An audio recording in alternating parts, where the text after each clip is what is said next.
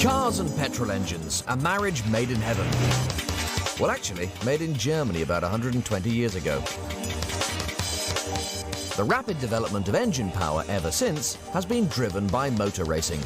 This is the story of how the racing engine evolved, how it became massive and incredibly powerful, and then got smaller and even more powerful.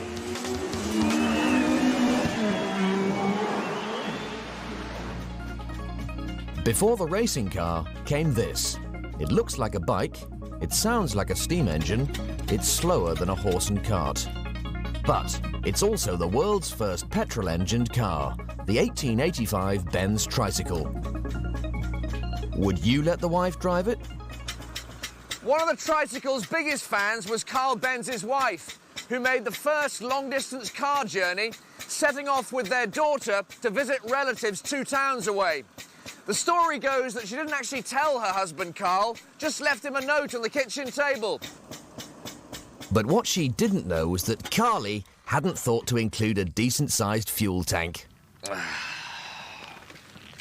Now, this very attractive but small fuel tank and the carburettor gave the tricycle a range of about 30 miles.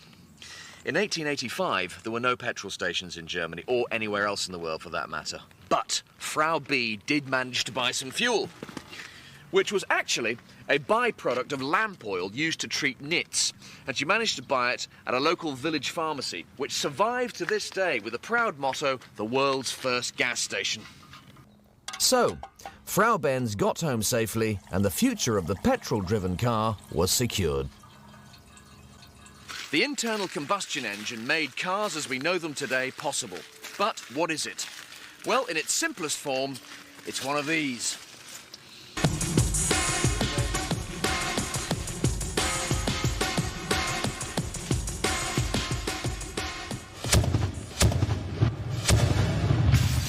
Oh, that's Lord Montague's alarm call taken care of. The cannon is the direct ancestor of the internal combustion engine. When the gunpowder in here explodes, it creates a huge amount of hot gas, the pressure of which drives the cannonball out of the barrel at about 200 miles an hour. Inside an internal combustion engine, on the other hand, you have a cylinder instead of the barrel of a cannon.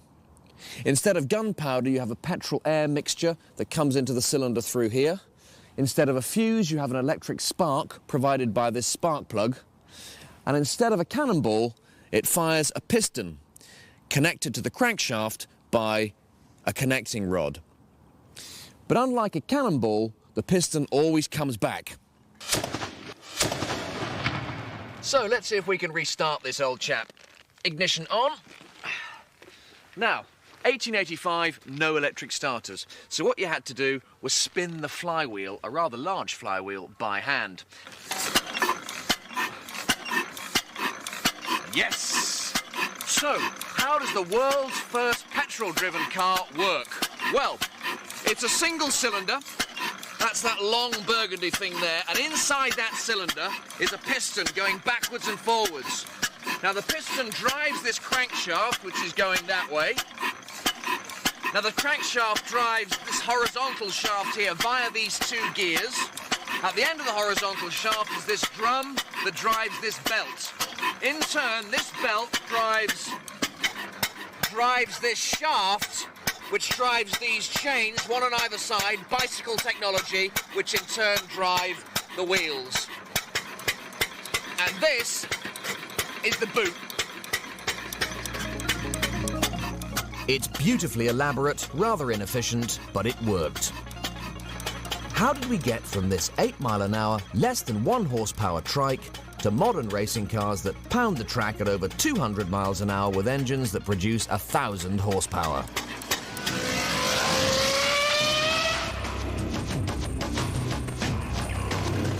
The next step was the multi-cylinder engines of the veteran era. Every year, hundreds of these turn-of-the-century cars get together for a celebration of speed. The Emancipation Run was introduced in 1896 to celebrate a change in the law that raised the speed limit for motor cars to a dizzy 14 miles an hour, finally competing with the horse and carriage. I'm riding in a 1903 four-cylinder Daimler owned and driven by Lord Montague of Beaulieu. It's my first London to Brighton run and I'm totally thrilled. What better way to spend a wet, cold Sunday in November? This year there are over 400 entries dating from between 1895 to 1904.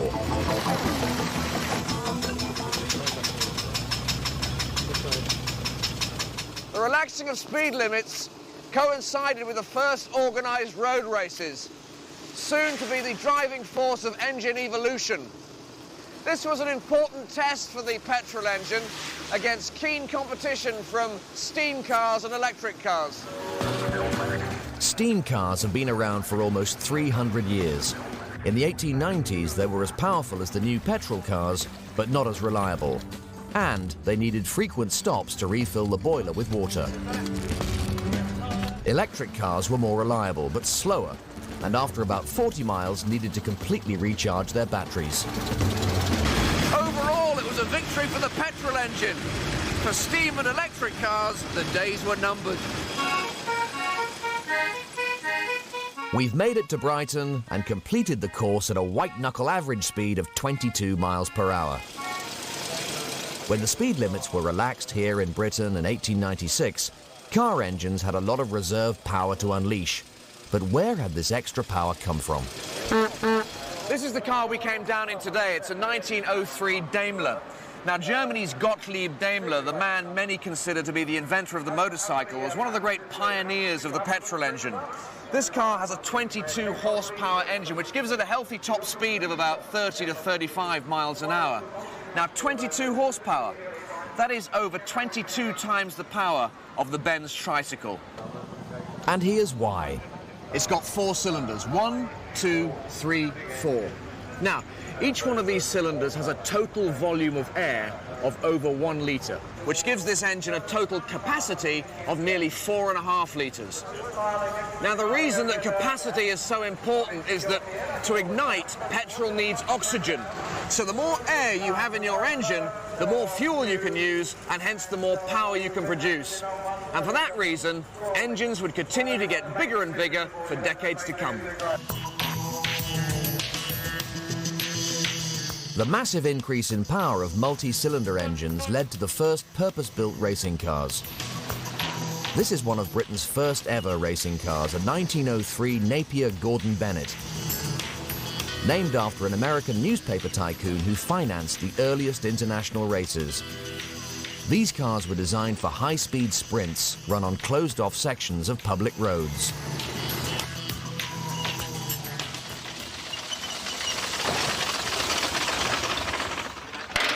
Napier's Gordon Bennett cars used 4-cylinder engines with very large cylinders. Total capacity for this engine is 7.7 litres, which is nearly 2 litres per cylinder, producing 40 horsepower, which is just about double the power of the most powerful production cars of the day, such as the Daimler. And get this car, 80 miles an hour in 1903. It's a beast. It became the new fashionable topic of conversation in Edwardian dining rooms. I say, dear boy, how big are your cylinders? If you want to see some really massive cylinders, come and have a look at this. Just a few years later, Fiat produced its 1907 Itala. Still just 4 cylinders, but these may well be the largest ever, over 3.5 litres each. That's a total of 14.5 litres of air to explode a large amount of petrol for each revolution of the engine. And this one turned at 1,200 revs per minute, producing 120 horsepower. The problem this engine has is that with cylinders that are so massive, the pistons and the connecting rods are huge as well. The vibrations were enormous, and the higher the engine revs, the more likely it is to self-destruct. And that's the reason, in all probability, that this engine will never run again. With cars like the Itala, engine size and racing car speeds were getting out of control. Even on closed-off roads, the casualties and the death rate was climbing. What was needed was a racetrack. The first purpose-built racetrack was opened here at Brooklands in Surrey in 1907, closely followed by tracks in France, Italy and the United States. The first racetracks were designed for pure speed. The corners were steeply banked so that cars could maintain close to top speed all the way around the track. New world speed records soon passed the 100 miles an hour mark. The outer edges are almost vertical. Get that high and you're on a wall of death. And for many drivers, that's exactly what it was. The track hosted the first British Grand Prix in 1926, and as well as racing, it was a venue for speed and endurance records. Brooklands is home to one of the most amazing racing cars ever. A one-off of extraordinary beauty built in 1933 for gentleman racer and land speed record breaker John Cobb. It's a car with an unbelievably massive engine. One of the great gods of the automotive world, the wonderful Napier Railton.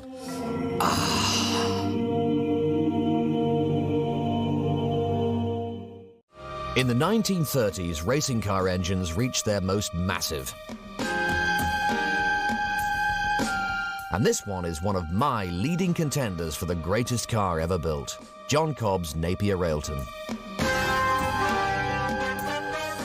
And here it is, 12 cylinders, a capacity of 24.5 litres producing 500 horsepower. It's completely different to almost any other car engine ever. And there's good reason for that. It's not a car engine at all. This is an aeroplane engine. So what on earth is an aeroplane engine doing in a car? Well, the first aircraft, in fact, used what were essentially petrol engines designed for cars. During World War I, many manufacturers, including Napier, were told to stop building car engines and concentrate on building aircraft engines for fighters and bombers. That war effort produced this, the Napier Lion aero engine. Basically, the same lumbers you'll find in the Napier Railton. The 12 cylinders are arranged in 3 banks of 4, known as a W formation.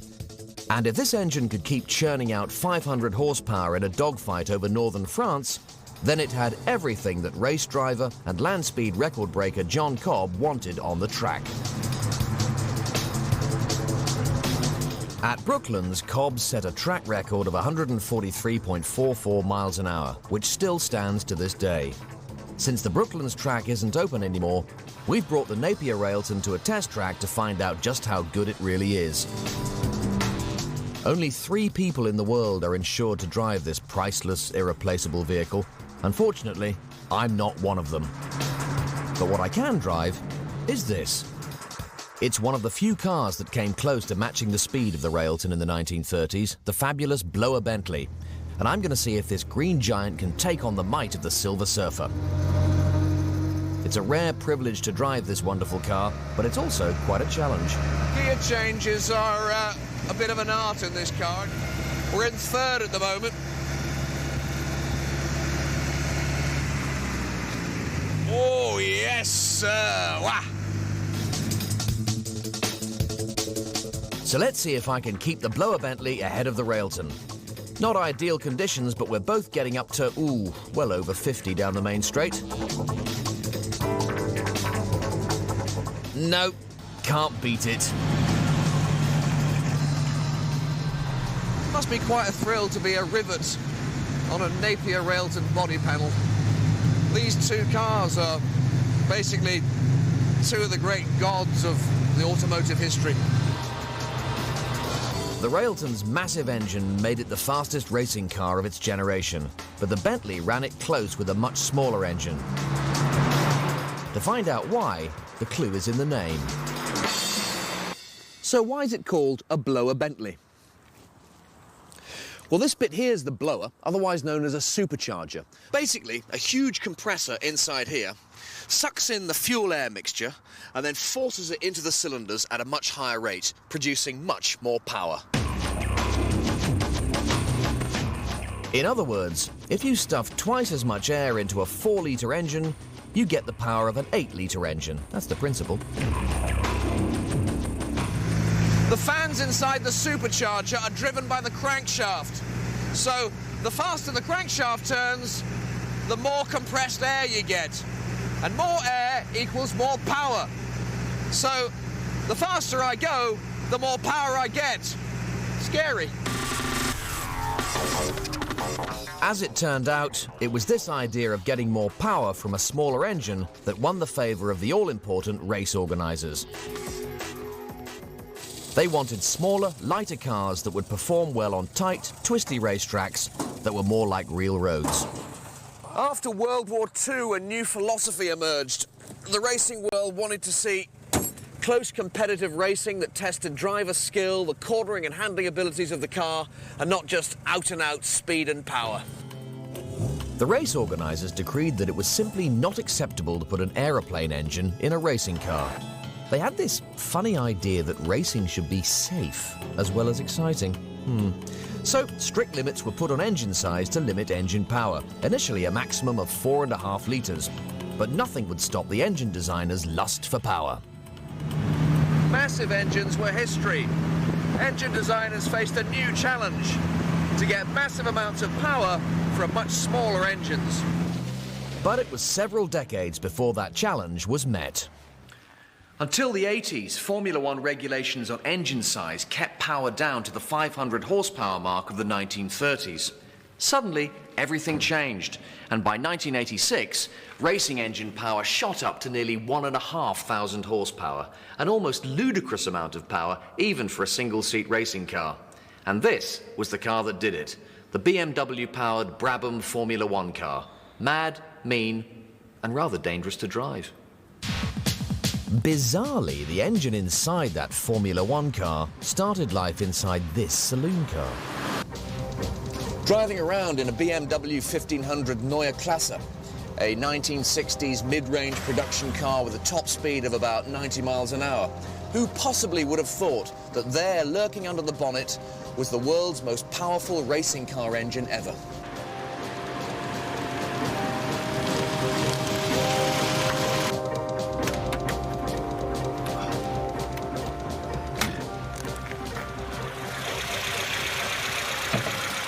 So there it is, the M10 engine. 4 cylinders in a line, offset from the vertical, 1.5 litres, 1499 cc to be precise, producing 80 horsepower at 5,700 RPM.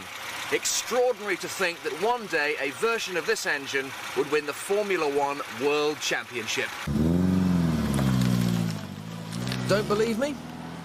Have a butcher's at this. And here, lying on its side, under all that bolt-on development, is our new friend, the 4-pot, 1.5 litre M10 production car engine block. So, how did it happen? Well, since 1966, Formula One rules restricted engine size to 3 litres or 1.5 litres if you used one of these. A turbocharger. A turbocharger is just like a supercharger. Its function is to compress the air that enters the cylinders for more powerful combustion. The difference is that instead of running off the crankshaft, the fan that compresses the air here is driven by another fan here that's connected to the exhaust system. A brilliantly simple concept with a lot of teething troubles. At the time, no one thought it was possible to turbocharge such a small engine, but BMW proved them wrong with their 2002 Turbo, Europe's first turbocharged production car. Whoosh, there we go. With this car, BMW tried to solve the problems that come with a turbocharger, most famously turbo lag. Because the turbocharger is powered by the pressure of the exhaust gases, it doesn't kick in until quite high up the rev band, in this case 4,500 RPM. So you put your foot down and you accelerate normally, and then when you hit about 4,300 RPM, the turbocharger should come in. I'm putting my foot down, and here we go. Here we go, go, go, go, go. Bam! Here it comes. Whoosh! A massive boost of power. Quite easy to get caught out by that and spin off the track, and a lot of people did.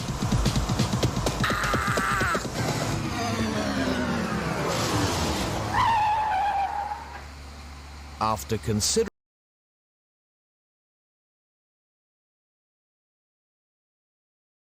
Cozy up to the goodness of the new grilled cheese bacon burger. Angus beef, bacon, and Swiss and American cheese. Cozy up to the goodness of the new grilled cheese bacon burger. Angus beef, bacon, and Swiss and American cheese melting on our soft buttery sourdough.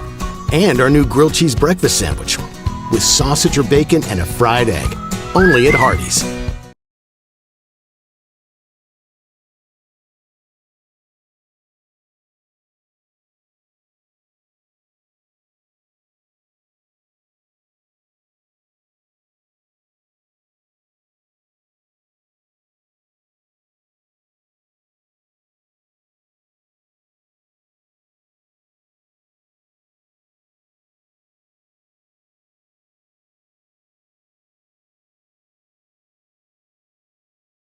After considerable success with the 2002 series on the racetrack, BMW took the seemingly insane step of using the M10 engine block as the basis for a new turbocharged Formula One engine. Far from redesigning the basic engine block or even casting new ones, BMW deliberately chose old engine blocks, ones that had covered at least 100,000 kilometres. The idea was that all the stresses of the casting process would have been worked out. If a block was going to break, it would have done so already. The strange folklore surrounding this engine also suggests that the blocks were left outside the BMW factory to be weathered by the wind and the rain. It's also suggested that BMW workers would pop round the back and pee on them for good measure. One BMW engineer described them as being like well-hung meat. The blocks, that is, not the workers. When BMW's Formula One engine made its debut in 1982, the turbo lag was still a problem. The car had fantastic power on the straights, but on the slower bends lost out to normally aspirated cars. In one race, a twisty street circuit in Detroit, the team's lead driver, Nelson Piquet, didn't even qualify for the race, and the whole turbo project was almost cancelled. But exactly 1 week later in Montreal, the electronics all came together and Piquet went from the sidelines to the top step of the podium. Rival Formula One teams with multi-million-pound specialised racing engines just couldn't believe how much power and reliability BMW were getting from a road car engine. And in 1983, Nelson Piquet in this car became the world champion. The turbo era had arrived. Just like the heyday of the 1930s, for a few dizzy years, the top level of motor racing went power mad. And, in at least one area, sheer power, BMW led the field, producing an incredible 1,350 horsepower during the 1986 qualifying sessions. But the turbo era was a victim of its own success. Almost inevitably, those boring old race organisers banned turbochargers on safety grounds. Power levels instantly fell. But the cycle continues. The rule makers limit power, and the engine designers continue to find new ways to generate more of it. Currently, Formula One engines are once again approaching the 1,000 horsepower mark. But the heyday of the turbo era remains, for now, beyond reach. So, the BMW Turbo produced almost 1 horsepower from each cubic centimetre of its total engine capacity, compared to the Napier Railton, which produced 1 horsepower from 50 cubic centimetres, and the original Benz Tricycle, which produced 1 horsepower from 1 litre. Here's to 100 years of engine development.